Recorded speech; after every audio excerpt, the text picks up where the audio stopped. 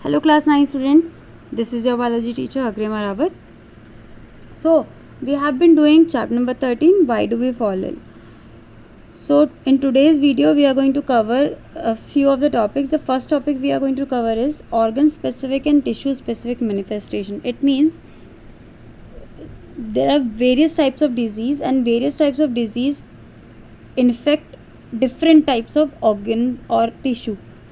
जो आपके अलग अलग तरह की डिजीज़ हैं वो अलग अलग तरीके के ऑर्गन या फिर टिश्यू को आपके इन्फेक्ट करेगी. ठीक है, तो उसके बारे में इस टॉपिक में हम पढ़ेंगे. सो जो डिज़ीज़ करने वाले जो माइक्रोब्स होते हैं वो बॉडी में अलग अलग तरीके से घुसते हैं. माइक्रोब्स ज़रा से होते हैं, माइक्रोस्कोपिक, बट वो एक इतनी बड़ी बॉडी के अंदर, इतनी बड़ी ह्यूमन बॉडी के अंदर घुस रहे होते हैं, है ना. तो जो माइक्रोब्स होते हैं, अलग अलग स्पीसीज़ के माइक्रोब्स अलग अलग ऑर्गन, जो हमारी बॉडी के ऑर्गन्स होते हैं या अलग अलग पार्ट्स होते हैं उनमें जाके इन्फेक्ट करते हैं. ठीक है, और फिर आपके अलग अलग जो आपके लक्षण हैं आपकी बॉडी के, वो अलग अलग ऑर्गन या टिश्यूज़ आपके वो लक्षण दिखाते हैं. ठीक है, तो हम इनके बारे में पढ़ेंगे. पहले कुछ माइक्रोब्स होते हैं जो कि आपके एयर के थ्रू अंदर घुसते हैं. ठीक है, ट्रांसमिशन का मोड क्या है? एयर. तो घुसेंगे कैसे हमारी बॉडी के अंदर? नोज़ के थ्रू ज़्यादातर, है ना, नोज़ के थ्रू घुसेंगे. और नोज़ के थ्रू घुस गए, उसके बाद हो सकता है कि वो लंग्स को इन्फेक्ट कर दें. ठीक है, यहाँ पे मे लिखा है, मतलब पक्का नहीं है, ज़रूरी नहीं है कि नोज़ के थ्रू कोई ऑर्गेनिज्म घुसा है तो वो लंग को ही इन्फेक्ट करेगा. But most of the chances are that the microbe which has entered through nose from the air, it is going to infect the lung.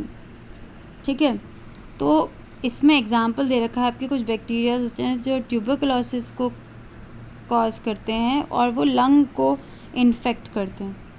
ठीक है, तो एयर से ज़्यादातर आपका लंग कनेक्टेड रहेगा जहाँ पे इन्फेक्शन होगा. नेक्स्ट, माइक्रोब्स में एंटर थ्रू माउथ, मुंह से घुस सकते हैं. और मुंह से घुसने के बाद जो ज़्यादातर ऑर्गेनिजम्स हैं वो या तो गट की लाइनिंग में रहेंगे या तो लिवर में जाएंगे. गट की लाइनिंग मतलब जो आपका डाइजेस्टिव ट्रैक्ट है, stomach, large intestine, small intestine, इनकी लाइनिंग में रहेंगे या वहाँ जाके रहेंगे या फिर लिवर में जाएंगे. ठीक है, तो आपके कुछ बैक्टीरिया होते हैं जो टाइफाइड कॉज करते हैं, वो भी ऐसे ही एंटर करते हैं बॉडी में और जाके आपकी बॉडी में गट में रहते हैं. वायरस जो होता है जो आपका जॉइंटिस कॉज करता है वो जाके लिवर में रहता है. ठीक है, ये तो कुछ एग्जांपल दे दिया आपके. फिर कुछ माइक्रोब्स जो होते हैं आपकी बॉडी में सेक्सुअल ऑर्गन्स के थ्रू घुसते हैं. ठीक है, कैसे? सेक्सुअल कांटेक्ट में आने की वजह से. और वो जाते कहाँ हैं? लिम्फ नोड में आपकी पूरी बॉडी तक पहुँचते हैं. लिम्फ नोड क्या होती है अब आपको ये समझना पड़ेगा. जैसे ब्लड होता है हमारी बॉडी में, एक फ्लूइड है, फ्लूइड कनेक्टेड टिश्यू है, वैसे ही एक लिम्फ भी आपकी बॉडी में फ्लूइड होता है, वाइट कलर का फ्लूइड होता है. और ये भी हमारी बॉडी में ट्रांसपोर्टेशन वगैरह का काम करता है. ठीक है, इसके बारे में ज़्यादा आपको डीप नॉलेज नहीं होनी चाहिए, बस थोड़ा सा आपको पता होना चाहिए कि लिम्फ भी एक तरह का कनेक्टेड टिश्यू है, फ्लूइड कनेक्टेड टिश्यू, जो कि वाइट कलर का होता है आपकी बॉडी में. तो लिम्फ नोड्स क्या हैं? जो कि आपकी छोटी छोटी आपकी नोड्स हैं, कुछ आपके पर्टिकुलर सेक्शंस हैं लिम्फ की, जो वेसल्स होती हैं उनके बीच बीच में. लिम्फ जहाँ से जिस पाइपलाइन से गुजर रही है ना, जिस आपके जैसे कि ब्लड आर्टरी वेन से जाता है, वैसे ही लिम्फ वेसल से गुजरती है, उनमें बीच बीच में सेक्शंस होते हैं, उन्हें लिम्फ नोड कहा जाता है. तो लिम्फ नोड से पूरी बॉडी में आपका ये जो सेक्शुअल ऑर्गन से जो घुसने वाले माइक्रोब्स हैं वो लिम्फ नोड से पूरी बॉडी तक पहुंचेंगे. ठीक है, ऐसे कौन से वायरसेस हैं? ये है HIV वायरस, जो कि एड्स कॉज करता है. ठीक है, HIV, human immunodeficiency virus, and AIDS is acquired immunodeficiency syndrome. Okay, so ये आपको पता ही है इसके बारे में. तो बस हमें ये याद रखना है कि कौन से सोर्स से घुस रहा है हमारी बॉडी के अंदर और फिर कैसे हमारी बॉडी में पहुंच रहा है या किस बॉडी के पार्ट में जाके रह रहा है. ठीक है, उसका पता होना चाहिए हमें. कुछ जो आपकी जो माइक्रोब्स हैं वो मॉस्किटो बाइट के थ्रू हमारी बॉडी में एंटर करते हैं। मच्छर ने काटा, उसके थ्रू हमारी बॉडी में घुसे और लिवर को या फिर आरबीसी को, पहले तो लिवर को जाके इन्फेक्ट करते हैं, फिर आरबीसी को इन्फेक्ट करते हैं। तो इसमें एग्जांपल आता है प्लाज्मोडियम मलेरिया, जो मलेरिया कॉज करता है। प्लाज्मोडियम आपने पढ़ा है इस बारे में कि जो फीमेल एनाफिलीज मॉस्किटो होती है वो जब काटती है किसी हेल्दी इंसान को तो वो प्लाज्मोडियम को उस हेल्दी इंसान के अंदर डाल देती है ना। प्लाज्मोडियम आपके क्या करता है, जो मलेरिया की जो डिज़ीज़ है वो उसे पहुंचा देता है हेल्दी पर्सन के अंदर, और हेल्दी पर्सन भी क्या होता है, अनहेल्दी हो जाता है। ठीक है, तो मॉस्किटो बाइट से ये पहुँचे, पहले हमारी कहाँ जाएंगे, लिवर में जाएंगे, लिवर की सेल्स को इन्फेक्ट करेंगे, उसके बाद कहाँ जाएंगे, आरबीसी को जाके इन्फेक्ट करेंगे। 2 जगह इन्फेक्शन करेंगे, लिवर और आरबीसीज। ठीक है। थर्ड, कुछ और भी आपके मॉस्किटो बाइट से होने वाली डिजीज़ हैं तो वो आपके ब्रेन को इन्फेक्ट करती हैं। लिवर और आरबीसीज को तो आपका एग्जांपल आपने पढ़ लिया, मलेरिया का है। और जो ब्रेन को इन्फेक्ट करने वाले कुछ डिजीज़ हैं जैसे कि कुछ वायरस होते हैं जो कि जैपनीज एन्सेफेलाइटिस या फिर ब्रेन फीवर इसे कहा जाता है, दिमागी बुखार कहते हैं इसे। ठीक है, ये कॉज करते हैं, तो हम आपके ब्रेन को जाके इन्फेक्ट कर रहे हैं। ठीक है, तो ये कुछ एग्जांपल्स थे जो पर्टिकुलर आपकी बॉडी में ऑर्गेनिजम्स किस तरह से एंट्री ले रहे हैं और फिर कहाँ जाके इन्फेक्शन कर रहे हैं। ठीक है, कुछ उसके एग्जांपल्स भी आपको साथ साथ में बता दिए। Now the next topic is that her organ में जो आपका अलग अलग ऑर्गन्स हैं उसमें अलग अलग साइंस और सिम्टम्स देखने को मिलते हैं। अगर किसी माइक्रोब ने एंट्री लेने के बाद लंग को इन्फेक्ट किया तो अलग तरह का साइन सिम्टम देखने को मिलेगा, या फिर लिवर को इन्फेक्ट किया तो अलग तरह का आपको साइन और सिम्टम देखने को मिलेंगे, और ब्रेन को इन्फेक्ट किया तो अलग तरह का। तो अगर लंग को इन्फेक्ट किया किसी माइक्रोब ने तो क्या देखने को आपको ज़्यादातर मिलेगा, कफ एंड ब्रेथलेसनेस, मतलब खांसी और सांस लेने में दिक्कत होना। ठीक है, ये सिम्टम्स या साइंस आपको देखने को मिलेंगे। तो आपको ये देख के पता चल जाएगा कि अरे हाँ, हो सकता है आपको लंग का इन्फेक्शन हुआ हो, लंग में इन्फेक्शन हुआ है। ठीक है, ये सिम्टम्स आपको देख के थोड़ा बहुत आप आइडिया लगा सकते हैं। तो तभी तो डॉक्टर भी तो इस तरह से करते हैं। डॉक्टर क्या पूछता है, क्या क्या हो रहा है भाई, आप बताएंगे सर फीवर हो रहा है, खांसी हो रही है, ठीक है, और बार बार आपको सांस लेने में प्रॉब्लम हो रही है, तो वो थोड़ा आइडिया लगाएंगे, अरे हो सकता है लंग में कोई डिज़ीज़ हो। ठीक है, फिर वो और पूछेंगे, फिर वो लंग में भी क्या स्पेसिफिक डिजीज़ के क्या सिम्टम्स हैं उसमें देखेंगे, है ना। इस तरह से पता लगाते हैं। लिवर में जो डिज़ीज़ माइक्रोब आपको इन्फेक्ट करेगा उसको ज़्यादातर क्या होगा, जॉइंडिस आप बोलते हैं पीलिया। ठीक है, पीलिया हो जाता है, आपके नाखून पीले से दिखने लगते हैं। ठीक है, लिवर में होने वाली बीमारी है, लिवर को इन्फेक्शन हो जाता है आपका। अगर ब्रेन में अगर इन्फेक्शन हुआ है तो हेडेक, वॉमिटिंग, फिट्स आना कहते हैं हिंदी में, इंसान को एक तरह से झटके आने लगते हैं, अनकॉन्शियस हो जाता है इंसान। ठीक है, मतलब बेहोश हो जाता है। ठीक है, उसको झटके लगने लगते हैं बॉडी में। तो इस तरीके के ब्रेन में, क्योंकि ब्रेन प्रॉपर फंक्शन नहीं कर पाएगा अगर ब्रेन में इन्फेक्शन हो गया तो, है ना। तो इस तरह के साइन सिम्टम्स आपको पर्टिकुलर ऑर्गन से देखने को मिलेंगे। चलिए आगे देखते हैं। अब हम बात करेंगे हमारे बॉडी के इम्यून सिस्टम और इन्फ्लेमेशन की। इम्यून सिस्टम क्या होता है, हमारी बॉडी का रोग प्रतिरोधक जो सिस्टम है हमारी बॉडी का, जो हमारी बॉडी में डिजीज़ होने से हमें बचाता है। कहीं ना कहीं हमारी बॉडी की एक सोल्जर बॉडी पूरी एक है। ठीक है, उसे हम इम्यून सिस्टम कहते हैं। तो इम्यून सिस्टम क्या है, इसमें स्पेशल सेल्स हैं अलग अलग तरह की, और एंटीबॉडीज़ हैं जो कि हमारी बॉडी में आने वाले कोई भी ऑर्गेनिज्म को पहचानती है कि वो फॉरेन ऑर्गेनिज्म है क्या। अगर वो फॉरेन ऑर्गेनिज्म या फॉरेन सब्सटेंस है, बाहर की आई हुई चीज़ है, तो उसे क्या करेगा, इमोबलाइज कर देगा, उसे आगे आने नहीं देगा, या फिर उसका जो अगर वो कोई हार्म करने आया है हमारी बॉडी में, उसको कोई टॉक्सिन है उसके में, तो उसको ख़त्म करेगा या फिर उसको पूरी तरह से मार देगा। ठीक है, अगर हमारी बॉडी में कोई भी फॉरेन ऑर्गेनिज्म घुस गया, कोई बैक्टीरिया घुस गया, तो हमारी बॉडी क्या करेगी, उसे सबसे पहले हमारी बॉडी की जो सेल्स हैं, जो इम्यून सिस्टम की पर्टिकुलर सेल्स हैं या फिर एंटीबॉडीज़ हैं, वो उसे पकड़ेंगी, या तो वो उसे रोकेंगी सिर्फ, या फिर उसके टॉक्सिन्स अगर उसके अंदर कुछ हैं तो उसको ख़त्म करेगी, या फिर उसी पूरी तरह से मार देगी।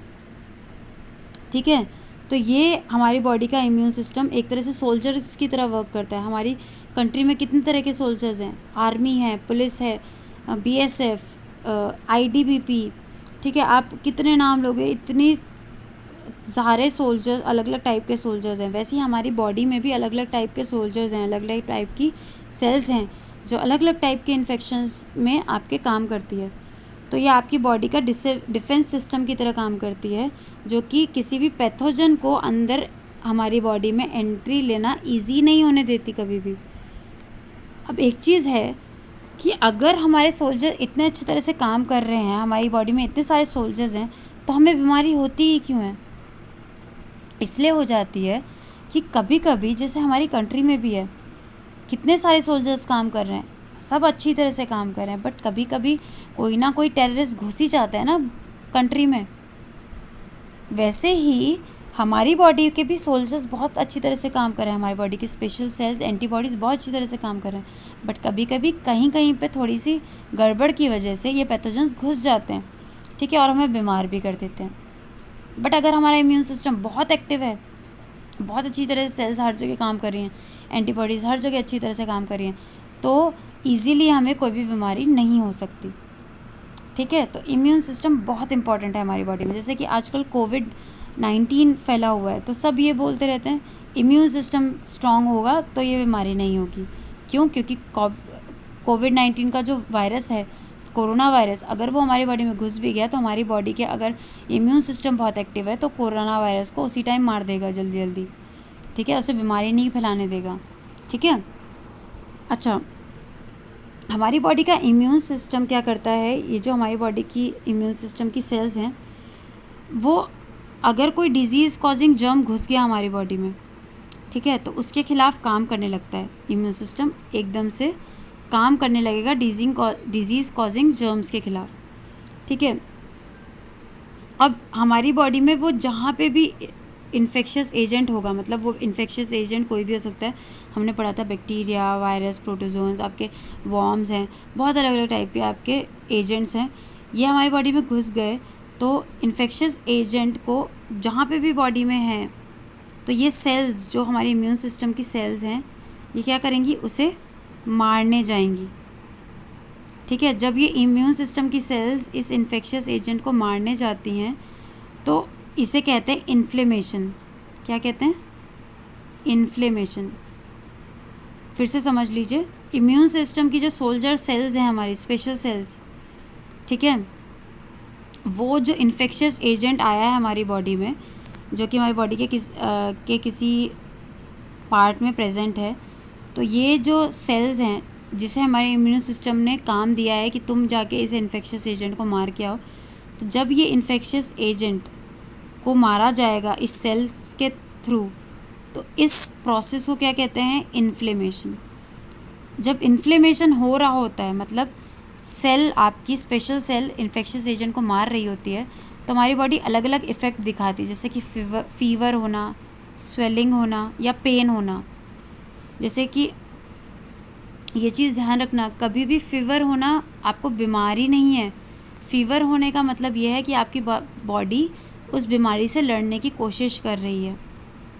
ठीक है, कहीं पे स्वेलिंग हो गई, फूल गई कहीं पर बॉडी, तो इसका मतलब आपकी बॉडी ट्राई कर रही है कि वो खुद से उस इन्फेक्शन को ख़त्म कर दे, उस इन्फेक्शियस एजेंट को जिसने वहाँ पे बीमारी की है उसे ख़त्म कर दे। इसलिए स्वेलिंग हो गई, फूल गया पैर या कोई भी आपकी बॉडी का पार्ट। ठीक है, या तो आपको फ़ीवर हो गया। फ़ीवर होने का मतलब यह है कि आपकी बॉडी ट्राई कर रही है कि उस जो वायरस या बैक्टीरिया जो भी आपकी बॉडी में घुसा है उसे मारे। ठीक है, इसी को इन्फ्लेमेशन कहते हैं। ठीक है, तो हमारी बॉडी में जब भी कोई वायरस या कोई इन्फेक्शियस एजेंट घुसता है तो हमारी बॉडी उसके खिलाफ काम करने स्टार्ट करती है। उस काम को क्या कहा जाता है? इन्फ्लेमेशन। ठीक है, बात समझ आई? चलिए आगे बढ़ते हैं। अब हमने ये बात करेंगे एंटीबायोटिक्स की। एंटीबायोटिक्स क्या होते हैं? एंटीबायोटिक्स जनरली कुछ मेडिसिन होती हैं, आपको डॉक्टर्स देते भी होंगे कभी कभी, जैसे आपको बैक्टीरियल कोई डिजीज़ होती है, बैक्टीरिया से होने वाली डिजीज़ होती है तो देते हैं। काम कैसे करती है एंटीबायोटिक? बीमार आपकी मेडिसिन है, काम कैसे करेगी बैक्टीरिया के ऊपर? तो एंटीबायोटिक क्या करती है, ये बैक्टीरिया में जो ग्रोथ होती है उसे रोक देती है। किस चीज़ की ग्रोथ रोकती है? बैक्टीरिया में एक आपकी प्रोटेक्टिव लेयर होती है, किसकी? सेल वॉल की। देख रहे हैं आप यहाँ पे सेल वॉल दिखा रखी है यहाँ पे आपको डायग्राम में, ठीक है, ये दिख रही है ना, सेल वॉल दिखा रखी है यहाँ पे, सेल वॉल, ठीक है। तो ये जो सेल वॉल है इसका काम ये होता है कि बैक्टीरिया को बचा के रखती है ये सेल वॉल किसी भी बाहर के एनवायरनमेंट के हमले से। तो सेल वॉल बैक्टीरिया को क्या करेगी? बाहर के किसी भी खतरे से बचा के रखती है। तो मान लिया ये बैक्टीरिया हमारी बॉडी के अंदर घुस गया, अब बैक्टीरिया के पास तो सेल वॉल है, तो हमारी बॉडी बैक्टीरिया को मारेगी कैसे? क्योंकि सेल वॉल तो इसे प्रोटेक्ट करके रखेगा। तो जब हमारी बॉडी इसे मार नहीं पाती तो हमें डॉक्टर देता है एंटीबायोटिक दवाई देता है। एंटीबायोटिक जैसे ही हम खाते हैं, ठीक है, एंटीबायोटिक हमने खाई, ठीक है, हमने एंटीबायोटिक खा ली, तो एंटीबायोटिक खाने के बाद एंटीबायोटिक काम क्या करेगी? सेल, जो ये बैक्टीरिया है इसकी जो मैकेनिज़्म है जो कि सेल वॉल बनाने का काम कर रहा है उसको रोकेगी, ठीक है। देखो मैं फिर से समझाती हूँ आपको हुआ क्या। ये बैक्टीरिया हमारी बॉडी के अंदर घुस गया है, मान लिया ये हमारी बॉडी के अंदर घुस चुका है, ये हमारी बॉडी है, हमारी बॉडी इसको मारने की कोशिश कर रही है, हमारी बॉडी की इम्यून सिस्टम इस बैक्टीरिया को मारने की कोशिश कर रहा है। तो मारने की कोशिश में सेल वॉल जो है उसको हमारी बॉडी की जो इम्यून सिस्टम है सेल वॉल को ख़त्म करने की कोशिश कर रहा है। बट बैक्टीरिया क्या करता है? ये सेल वॉल को बार बार बनाता रहता है, बैक्टीरिया सेल वॉल को बार बार बनाता रहता है। तो हमें क्या करना पड़ेगा? जिस तरीके से बैक्टीरिया सेल वॉल बना रहा है, कुछ चीज़ें तो चाहिए होंगी ना उसे बैक्टीरिया को सेल वॉल बनाने के लिए। अगर हम वो चीज़ें ही ना पहुंचने दें सेल वॉल बनाने के लिए, जैसे कि मान लिया कोई टेररिस्ट है, ठीक है, अब कोई टेररिस्ट है, उसने एक घर के अंदर छुपा हुआ है, ठीक है, एक घर के अंदर छुपा हुआ है और हमारे सोल्जर्स उसको मारने के लिए पहुँचे, ठीक है, उसको मारने के लिए पहुँचे, वो घर की दीवार तोड़ रहे हैं, इधर से टेररिस्ट अंदर से दीवार को दोबारा बनाता जा रहा है। आप तोड़ते जा रहे हो, वो बनाता जा रहा है। किससे बना रहा है? ईंटों से बना रहा है, सीमेंट से बना रहा है दीवार, ठीक है। तो अगर वो सामान उसके पास पहुंचना बंद हो जाए, वो जो ईंट और सीमेंट उसके पास पहुंच रहा है वो ही बंद कर दें हम, तो वो दीवार खड़ी नहीं कर पाएगा दोबारा से। हम तोड़ देंगे तो वो दोबारा से खड़ी नहीं कर पाएगा दीवार, तो हम उसे टेररिस्ट को आराम से मार सकते हैं। सेम यहाँ पे भी यही काम होगा। हमारी बॉडी का इम्यून सिस्टम इस सेल वॉल को तोड़ने का काम कर रहा है, बट बैक्टीरिया सेल वॉल को बार बार बनाता जा रहा है। तो हम अगर एंटीबायोटिक खा लेंगे तो एंटीबायोटिक क्या करती है? ये सेल वॉल की जो बनाने की मशीनरी है, जो मैकेनिज़्म है जिससे कि सेल वॉल बार बार बनाई जा रही है, उसको रोक देता है एंटीबायोटिक, ठीक है। तो जिसकी वजह से सेल वॉल नहीं बन पाएगी और हमारी बॉडी का इम्यून सिस्टम बैक्टीरिया को आराम से मार देगा, ठीक है। तो यहाँ लिखा भी हुआ है, the bacteria cell grow by creating a cell wall and protect them, and antibiotic prevent the growth of the cell wall and hence the bacteria die easily. तो एंटीबायोटिक क्या करती है? सेल वॉल की ग्रोथ नहीं होने देती, जिसकी वजह से बैक्टीरिया मर जाता है, क्योंकि उसकी प्रोटेक्शन लेयर हट गई है। जब प्रोटेक्शन लेयर हट गई तो कोई भी उसे आके मार सकता है आराम से, ठीक है। इस तरह से एंटीबायोटिक बैक्टीरिया से लड़ने में हमें मदद करती है। एंटीबॉडीज़ अलग थी, ठीक है, ध्यान रखना, हमने यहाँ पे पीछे एंटीबॉडीज़ पढ़ी थी। एंटीबॉडीज़ हमारी बॉडी ही बनाती है, ठीक है, एंटीबॉडीज़ हमारी बॉडी ही बनाती है कुछ फॉरेन ऑब्जेक्ट्स के ख़िलाफ़। बट एंटीबायोटिक्स हम बाहर से खाते हैं, ये मेडिसिन्स की तरह है, ठीक है, ये मेडिसिन्स की तरह है आपके। ओके, बात समझ आई? Okay, clear. अब हम बात करेंगे कि वायरस के ये जो आपकी एक और चीज़ आपकी बची हुई है, जब हम एंटीबायोटिक खाते हैं तो हमारी सेल्स भी तो वहाँ पे हैं, ह्यूमंस की सेल्स भी हैं, बट ह्यूमन सेल्स में तो सेल वॉल होती ही नहीं, इसलिए पेनिसिलिन हमें, या फिर जो भी आपकी एंटीबायोटिक्स हैं, पेनिसिलिन भी एक आपकी एंटीबायोटिक है, ठीक है, अभी इसके बारे में बात करेंगे, तो कोई इफ़ेक्ट नहीं करती हमें। क्यों? क्योंकि एनिमल सेल में तो सेल वॉल होती ही नहीं, ये तो हम पहले ही पढ़ चुके हैं, है ना। ह्यूमन सेल कैसी है? एनिमल सेल है, तो एनिमल सेल में सेल वॉल होती ही नहीं, तो एंटीबायोटिक हमारी बॉडी में कोई साइड इफ़ेक्ट नहीं करती। एंटीबायोटिक जो होती है वो अलग अलग सारे बैक्टीरियाज पे काम करेगी, एक एंटीबायोटिक जिसमें कि सेल वॉल बनने का काम हो रहा है, ठीक है। सेल वॉल से जो कि बैक्टीरिया, बहुत सारे अलग अलग टाइप के बैक्टीरिया होते हैं जो बीमारियां कर रहे हैं, तो आपके अलग अलग टाइप के बैक्टीरियाज जो भी सेल वॉल से बचते हैं, सेल वॉल बना के अपने आप को बचा के रखते हैं, तो उनमें एंटीबायोटिक्स काम कर सकती है।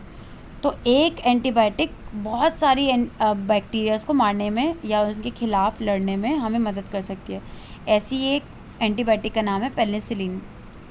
पेनिसिलिन सबसे पहली एंटीबायोटिक थी, first antibiotic to be discovered, ठीक है, ध्यान रखना इस चीज़ का, ये पहले भी आपने पढ़ रखा होगा, फर्स्ट एंटीबायोटिक थी ये, ठीक है। और इसको डिस्कवर किसने किया था? अलेक्जेंडर